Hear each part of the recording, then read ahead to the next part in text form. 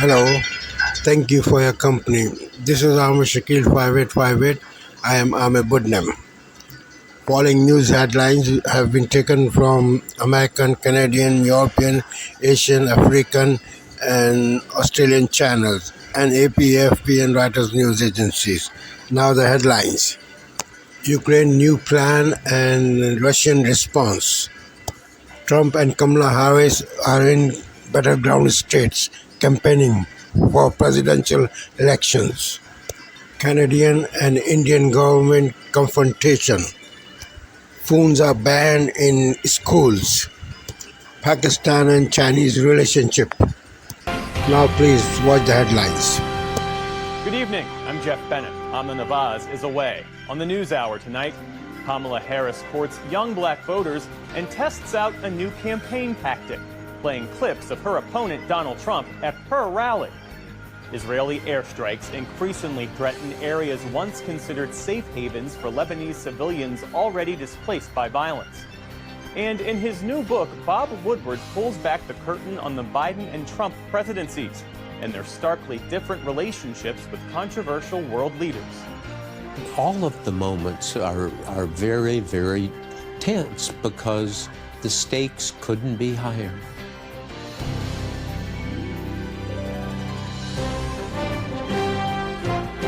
Now, democracynow.org, The War and Peace Report. I'm Amy Goodman. Israel's intensified its ground assault on the northern Gaza Strip, where an estimated 400,000 people remain trapped amidst a dire humanitarian situation. Over the past 24 hours, Israeli attacks have killed at least 55 Palestinians, including 10 people killed by an Israeli tank shell as they lined up for food at a distribution center in Jabalia. Dozens more were wounded in the assault, children among them. On Monday, the World Health Organization began its second round of an emergency polio vaccination campaign after Israel's assault decimated Gaza's water and sanitation infrastructure, prompting a polio outbreak. Parents who brought their children to receive a booster dose said they have much more to fear than the spread of disease. Today I came to vaccinate my children against polio. We administered the first dose, and now we've administered the second dose, as we are scared of diseases that are widely spread here in Gaza. However, with disease and this fear, we fear the occupation more, because even though we are protecting them and vaccinating them, the occupation is still bombing them. One of the victims who burned to death after Israel bombed Al-Aqsa Hospital early Monday has been identified as 19-year-old Shaban al-Dalou. He was an engineering student at Gaza's Al-Azhar University who just started his studies in September of last year. Angle from Washington tonight. As always, thank you for joining us. Kamala's demeaning pitch to black men. That's the focus of tonight's angle. A 5-point plan, including weed and money, is how Kamala thinks she's going to win over the black voters that she's losing. But they're smarter than she thinks they are. What would you say to the people that would consider the timing of this proposal as political timing? So first of all, thank you for your question and for being here. I've been in this race about 70 days. You can look at all my work before those 70 days to know that what I'm talking about right now is not new and is not for the sake of winning this election. Oh, okay. Now, many years ago, when I clerked for Justice Clarence Thomas, I learned that there is nothing that bothers liberals, I mean really bothers them more than minorities who think for themselves. And that means right now they are spinning over new data coming out about black views on Trump versus Harris. And the bottom line is this. At this particular hour, if you believe the polling, Donald Trump's going to put up the best performance with black voters since Richard Nixon back in 1960. Not 68, since 1960. That's 64 years ago. Now, he still only gets, 15% or so, the black vote, according to the New York Times poll. But that's a 67% improving of the support he got in 2020. And it's double what he got in 2016. That's called progress. But rather than try to figure out what Trump is saying, what he did previously that resonates, Kamala Harris recites lines written for her by her consultants. Nothing substantive, just trash talk. Look at it in the context of how he actually thinks and talks about black folks in America. This man is dangerous. Not to mention Roland. Tonight, election night in America, 3 weeks from tonight. Donald Trump in Georgia tonight. What he suggested today about Vladimir Putin. It's making news tonight. Kamala Harris in Michigan, what she acknowledged just moments ago about the pressure, about what she asks herself every night. Ginger Z is also here. We're watching the tropics yet again. 2 separate potential threats. And the Menendez brothers, what's expected to happen tomorrow? First tonight, early voting now underway in half the country. A record number of voters in the battleground of Georgia already tonight. Former President Donald Trump, after reports he said COVID testing machines to Vladimir Putin for Putin's personal use while the pandemic was raging here in the U.S., and reports that Trump has talked several times with Putin after leaving office. What Trump said about this today, after denying it to our John Carl just days ago, what Trump is saying now. And just moments ago, Vice President Harris on the pressure, revealing what she asks herself every night. With just 21 days to go now until this election. Rachel Scott live in Georgia. Tonight, we're tracking those 2 new tropical threats as we come on the air. Could either system make it to the U.S. mainland? Ginger Z with the latest track. The stunning new number here tonight, nearly 3 weeks after Hurricane Helene. Authorities tonight say 92 people are still missing in North Carolina. And the FEMA workers who were halted because of threats amid all of this misinformation, back at work tonight. The urgent manhunt for a suspect underway at this hour, wanted for shooting a co-worker on a college campus. The victim right now in critical condition. The desperate search for a missing mother of 4, and tonight the stunning turn. Search teams at this hour at a landfill. In Israel, the first American troops arriving with those missile defense systems as Israel now prepares to retaliate against Iran. But tonight here, the Biden administration and the warning to Israel about what they must do. Back here in the U.S. tonight, the images coming in now outside New York, the major crash on the New Jersey Turnpike. Multiple injuries reported. All these years later, the new developments picking up steam in the case of Lyle and Eric Menendez, convicted of killing their parents. What is now planned for tomorrow? The scare on stage. The well-known singer who fell through a hole on stage while performing. The remarkable rescue, the man driving 2 hours after he learned 3 dogs were trapped in what's called a lava tube. And coming to America, tonight the pandas have landed, and you'll see them right here. From ABC News World Headquarters in New York, this is World News. Tonight, the race for the White House, early voting breaking records in a critical battleground with just 3 weeks to go. The long lines as voters cast their early ballots in Georgia. Donald Trump traveling to that key swing state for a pair of events, while Kamala Harris takes part in an audio town hall in Michigan as she ramps up her outreach to black men. And the moment Mr. Trump turned his Pennsylvania town hall into an unusual dance party, Harris seizing on it to question his mental fitness, how he's firing back. Also tonight, new details after an Afghan man was arrested in Oklahoma for an alleged Election Day terror plot. Officials now saying it was directed by ISIS-K. And what makes this plot so different? In North Carolina, more than 80 people still unaccounted for weeks after Hurricane Helene. And after the arrest of an armed man, the governor's new plea to stop dangerous misinformation. The woman fatally shot while exercising on a Nashville walking trail, and just in, the suspect under arrest. The new warning to Israel, why the U.S. says it could cut military aid. Lufthansa hit with a record fine for alleged discrimination against Jewish passengers. And there's good news tonight as giant pandas finish their long journey back to the National Zoo. This is NBC Nightly News.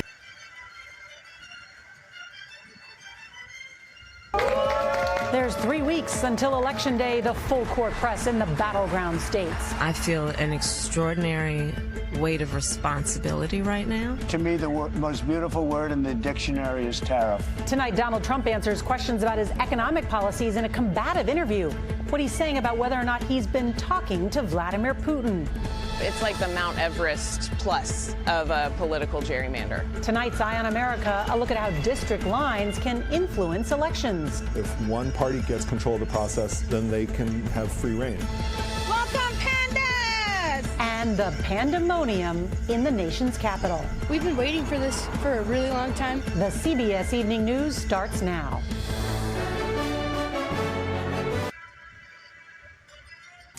Excitement for Taylor Swift's upcoming concerts in Toronto is building. 6 sold-out shows next month are expected to boost the local economy by millions. CTV's Raheem Ladani calculates the impact of the Swift effect.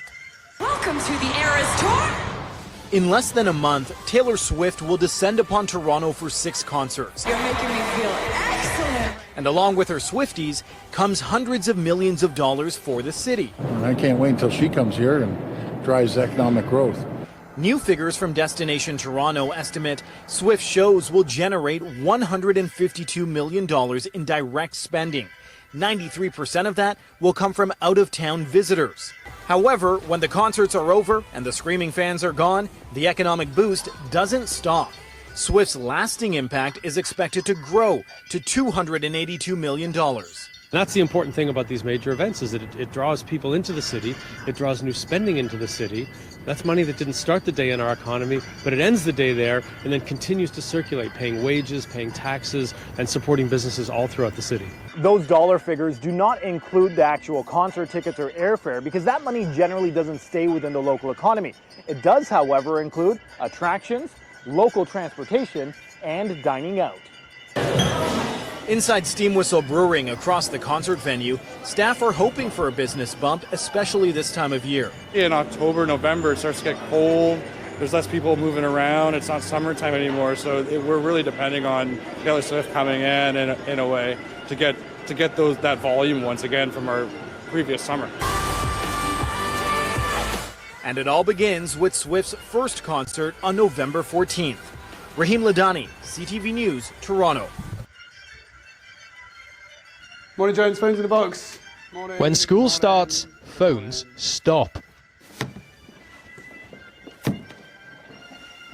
At this academy in Worcestershire, students hand their mobiles over when they arrive and, unless exempt, don't get them back until they leave at the end of the day, removing the distraction of a smartphone and the dangers they can open up.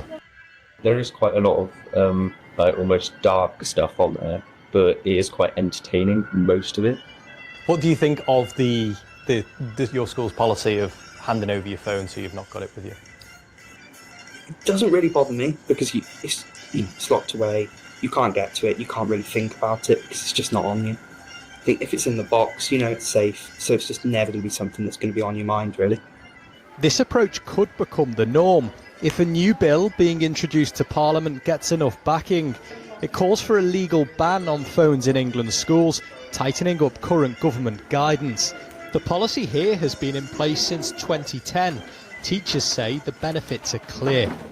I think we see it in social time, actually, that the children they're not scurrying to toilets, they're not leaving lessons to toilets to check. They are at break, sitting down, eating, playing cards, playing Uno, running around, kicking football. When it's fine, on the field, goalposts for jumpers, running around, just doing what children do, almost sort of old school play, because that particular distraction is gone. Can you define isometric contractions? Polling shared exclusively with this programme shows more than 2/3 of people think the government should ban smartphones in schools. But what happens outside of school is still a concern for parents. Are there any examples of children who come home and they're glued to their screens? Yes, some parents have definitely mentioned it, but a lot with girl children have said to me that actually they're probably ran very heavily on, especially the group chats and, and they've had bullying problems around that when they get out of school. They've kind of grasped it all in a day and then they're out straight away on group chat messages and, that can be an invasion for them. The bill would see the age of internet adulthood raised from 13 to 16. This would increase the age at which companies can get consent to use children's data without parental permission. It would also give the regulator Ofcom more powers to protect children from being exposed to apps designed to be addictive. If the bill became law, the government would have to review how smartphones are supplied and advertised to children under the age of 16. Tonight, Canadian officials believe India's alleged conduct was directed from the top. The breadcrumbs seem to all go back to the High Commission and the consulates. From Ottawa to Delhi, we're on it. A story of crime and, so far, diplomatic punishment. Open demand for change. A longtime Liberal MP says the Prime Minister needs to go. The message that I've been getting loud and clear is that it's time for him to go, and I agree. Tracking down a 2020 election denier who targeted our team on January 6th. Go, run. Ahead of this election, Katie Nicholson gets a different greeting, but the same politics. From CBC News, this is The National with Chief Correspondent Adrian Arsenault. Thanks for joining us. The rift between Canada and India is only getting wider. India's fury is growing at Canada's allegations that its diplomats were involved in extortions, harassment, even murder. Canada is not backing down. In fact, sources say it is.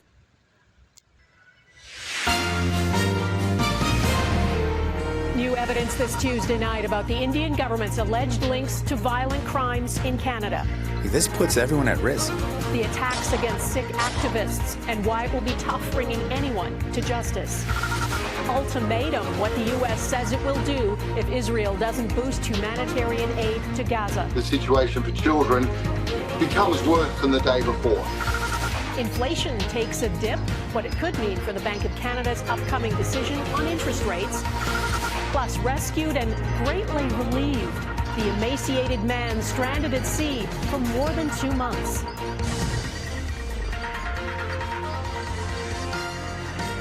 Global National with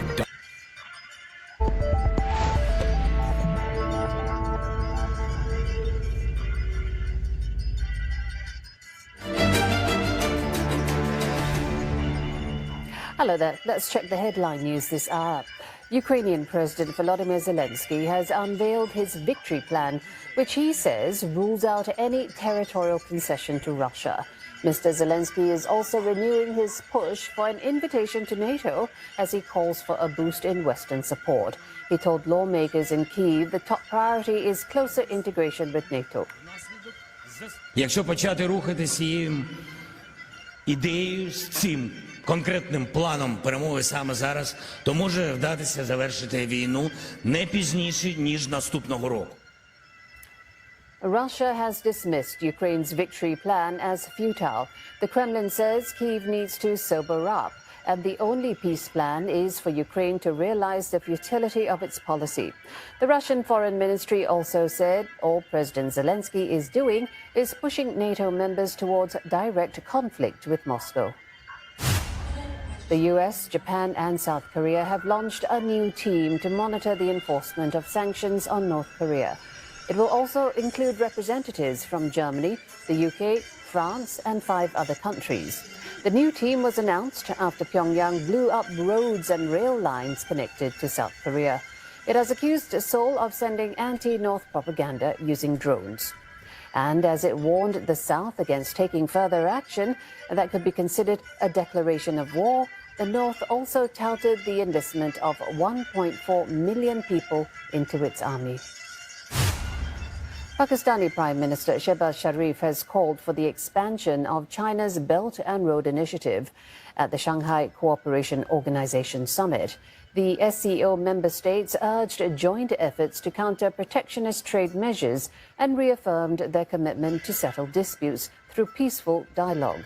They also hit out at unilateral application of sanctions, saying this was not just incompatible with principles of international law, it also has a negative effect on developing countries.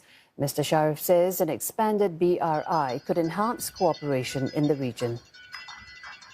Flagship projects like the Belt and Road Initiative of President Xi Jinping, the China-Pakistan Economic Corridor should be expanded, focusing on developing road, rail and digital infrastructure that enhances integration and cooperation across our region. Dozens of people have died after a driver lost control of a fuel tanker in the northern Nigerian state of Jigawa on Tuesday. The tanker overturned when it tried to avoid another vehicle, spilling petrol, which exploded and caused the deaths. It was one of the worst accidents in Africa's most populous country in recent times. Officials say locals were attempting to scoop petrol from the spillage and the tanker when the fire broke out. You are up to date with the latest from the CNA newsroom. Free, always thrilling.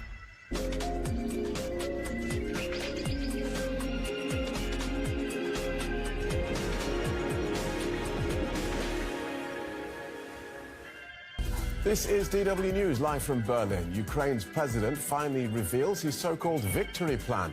Volodymyr Zelensky tells the Ukrainian parliament that the country will not concede territory to Russia and demands immediate accession to NATO.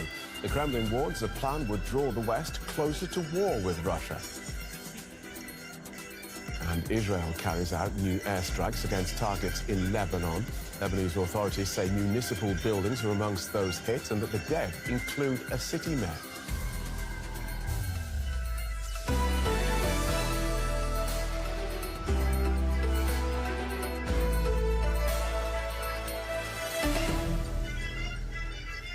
I'm Phil Gale. Welcome to the programme. Volodymyr Zelensky has acknowledged for the first time that Western partners... Liberté, égalité, actualité. Hello and welcome. You're watching France 24. Coming up, Israeli airstrikes in several southern Lebanese towns, at least 21 killed. Among them, reportedly, the mayor of the town of Nabatieh. We'll get the latest with France 24's Catherine Norris-Trent in Beirut. A policy of starvation in northern Gaza would be, quote, horrific and unacceptable. The U.S. calls Israel to account. This in the wake of a letter where Washington made military supplies to its ally conditional on food and aid getting in. The Middle East dominating talk in and around an inaugural Gulf summit in Brussels, a summit that featured Saudi Arabia's crown prince, a first since the assassination of dissident Saudi journalist Jamal Khashoggi. In the next hour, the France 24 debate with new Chinese electric models on display currently at the Paris Motor Show. Can Europe's car industry get up to speed on EVs amid revved-up trade disputes and sputtering means to offer consumers a public subsidy on their purchases? We'll see if for Europe it's just growing pains or something worse. And that backlash against the switch away from gasoline engines, a backlash cheered on by the far right. Your reactions on the hashtag F24Debate.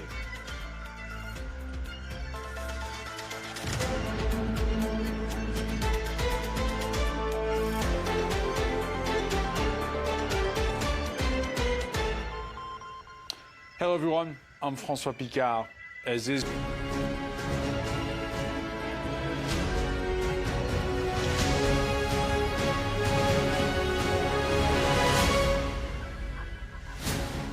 It is 5 o'clock. I'm Matt Barbett. You're watching the News Hour, 60 minutes of news, analysis and interviews. We begin right now with the top stories this hour.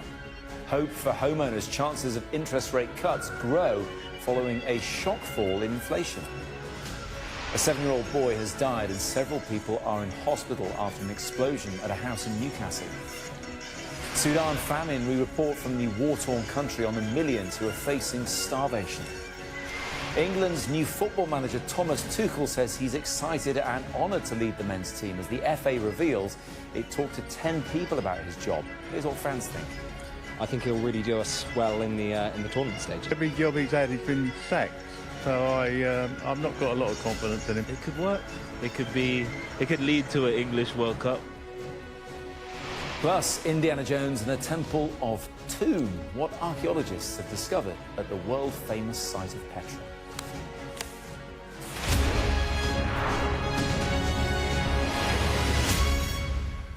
Good evening, thanks for joining us. We begin with potential... Welcome, you're watching TRT World with me, Neil Harvey. These are our headlines this hour.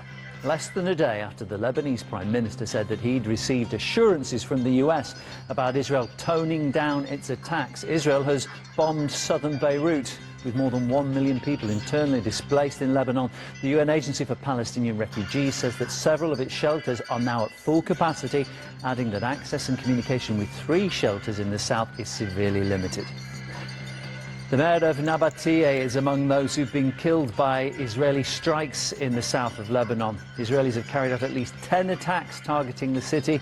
Rescuers say that Mayor Ahmad Kahil was killed when a municipal building was bombed.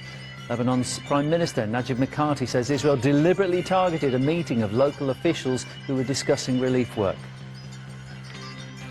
The UK and France have called for an urgent meeting at the UN Security Council to discuss the dire humanitarian situation in Gaza. London is now considering sanctioning 2 Israeli ministers. Across the region, the humanitarian situation in Gaza is dire. The death toll has surpassed 42,000. And access to basic services is becoming much harder. And Israel must take all possible steps to avoid civilian casualties, to allow aid into Gaza in much greater volume, and provide the UN and humanitarian partners the ability to operate effectively. The Turkish disaster agency AFAD says a magnitude 5.9 earthquake has struck eastern Turkey. The epicenter of the quake was in the province of Malatya and affected neighbouring provinces and border areas in Syria. There have been no immediate reports of casualties. Some buildings sustained damage. The authorities continue to assess the situation.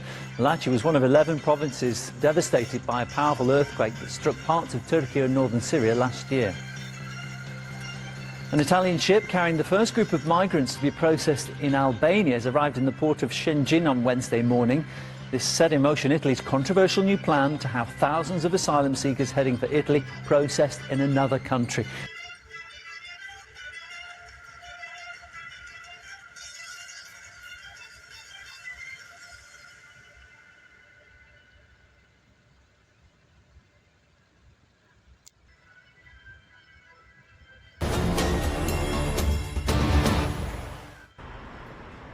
Kenya's High Court on Tuesday cleared impeachment proceedings against the country's vice president to continue.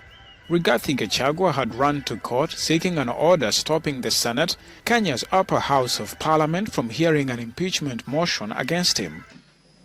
Gachagua's impeachment was overwhelmingly approved by Parliament last week and forwarded to the Senate, which will begin hearings on Wednesday. The deputy president is accused of corruption and other irregularities, including allegations that he supported anti-government protests in June. He denies all the charges against him. President William Ruto has yet to publicly comment about the impeachment, but Gachagua has said that the orders to remove him came from his boss. Under Kenyan law, the removal from office is automatic if approved by both chambers of parliament, although a court challenge can stop it. The Senate requires a 2/3 majority to approve the impeachment motion. Order. Severe flooding in Nigeria's Kogi state has displaced over 2 million people and submerged more than 200 communities. As of October 14, triggered by overflowing Niger and Benue rivers, the floods have also affected approximately 60,000 hectares of land, causing widespread destruction. 9 local government areas, including Lokoja, Ibaji, and Adavi, have been severely impacted. Critical infrastructure such as schools and hospitals have been damaged, with authorities setting up 68 displacement camps to shelter the affected. However, the camps are struggling to accommodate the massive influx of displaced people. The flooding began in September, and with the rainy season continuing, there are fears that this year's disaster may surpass the devastation of 2022, which claimed over 500 lives. Running under the theme Good Food for All for today and tomorrow, the World Food Forum got underway in Rome on Monday. The United Nations Food and Agriculture Organization Chief Q Dongyu called for the strengthening of agri-food systems as a way to enhance food and nutrition security. And the challenges, the action we take today will directly impact the future. This year's theme, Good for All, for today and tomorrow, reflects the core of FAO's mission and brings together the importance of four betters: better production, better nutrition, a better environment, a better life, leaving no one behind. The leaders of Liberia, Lesotho and Eswatini noted that African countries were struggling in their goal of achieving zero hunger, challenged by conflict and climate. This independent and neutral space, initiated and hosted by FAO, striving to create a better world through the youth-driven transformation of global agro-food system. To all the young people and the young at heart in the room, and those join us online, there are great expectations ahead of you. Over the next 3 days, delegates will discuss action needed to achieve sustainable and inclusive agri-food systems. In Africa, over 340 million people were classified as severely food insecure by FAO in 2023. Chants and slogans express frustration and hunger against Rwanda, accused of supporting the M23 rebels. Hundreds of protesters from Butembo in eastern DRC to the streets this Tuesday to show their support for the Congolese armed forces and, above all, to oppose any negotiations with the rebels. We stand behind them, we support them, we call on them to launch offensives. From today, we intend to work with them to fight the enemy. Our regions are occupied. That is why we are asking them. We also ask them to reject any order to withdraw without justification. This anger erupted as the DRC and Rwanda continue negotiations in Luanda to try to resolve the conflict in the region. Rwanda claims every day that they are FDLR members in the DRC and that we need to track them down. That's Rwanda's daily argument. But I see it as a total distraction, which is why on ABC TV and ABC iView.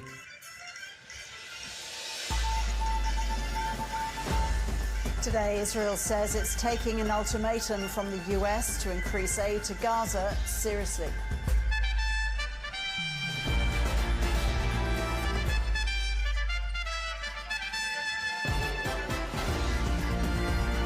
South Australian politicians set to debate a controversial abortion bill. Cost of living and health dominates as top issues at the Queensland Leaders' Debate. And we speak to an organisation helping people with disability avoid being scammed online.